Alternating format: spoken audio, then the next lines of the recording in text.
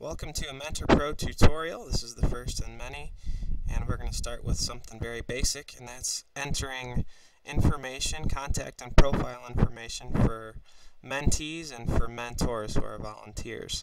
For both of them, the process is very, very similar. So for the sake of time, I'm just going to take a look real quick at how we add a mentee into MPRO. So you can see my mouse in the middle of the screen. Move it over to the left flyout menus, which is where my mouse was before. Look at Manage Mentee and then Add Mentee. Notice a few things about this page right away. In the first place, there's the MPRO Help button. If you get stuck and you need help beyond this tutorial, you can always check there. Second thing to note, we've got these gray things here that we just call tabs. So that's kind of what they look like. That makes good sense. Right now we're in the Contact Info tab, and we know that because it's white background, first of all. Also the red lettering lets us know we're in the Contact Info tab. So as you can scroll down here, we can see that it's pretty straightforward stuff, just what you'd expect. We've got room for name, email, physical address, city, state, and then room for primary, emergency contact, and secondary. So I'm going to go ahead and fill some of this out just to show you what it'll look like. You just use your mouse to select one of the boxes, and I'm going to select first name. And after I do that, I just start typing. And I can either hit the tab key to move boxes, or I can use my mouse. Move over.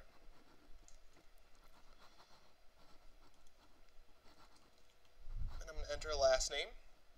And I'm going to leave email blank, because I'm only going to enter the required fields. And as you can see, as I just highlighted, only fields with the red asterisk are required. So I'm just going to enter required for the sake of time.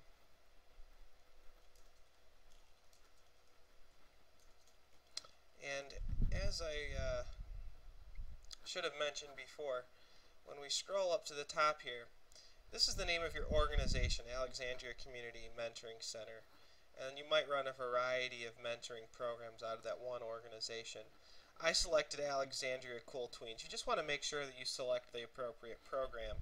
So if you have a school-based program and a community-based, for example, you just want to make sure that you're entering your mentors and your mentees in the appropriate programs.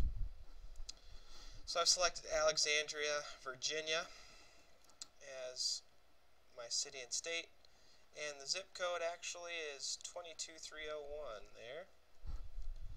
And again, this is all fictitious data. This is a fictitious mentee and a fake program, so I'm not disclosing anything personal here. Primary emergency contact, we're just going to say is his mom. We're going to select mother.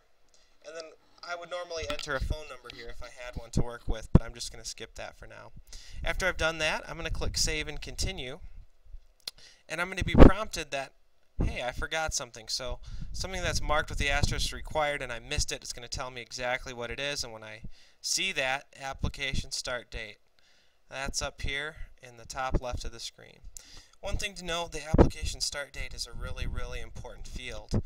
These dates can't be changed once you enter them. So once these are entered, they're set. So you just want to be really cautious and very careful to make sure that you're entering the right thing. It's also important to note that this date right here gets reflected in reports. So for example, if you were to run the waitlist report, which we can talk about at a later time, you would see that there's a place in that report that will report how long it takes from application to match. So this date right here would show up in that report.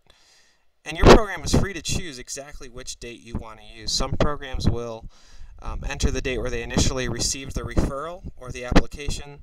Others will choose the day that they do an interview with the parent or the child.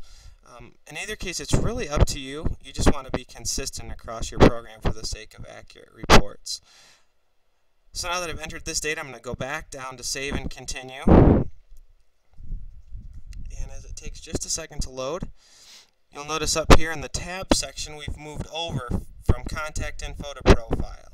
In the Profile page, Profile tab, there's room to track a whole lot of information related to health conditions or counseling or any specific challenges that the mentee might face coming into the match.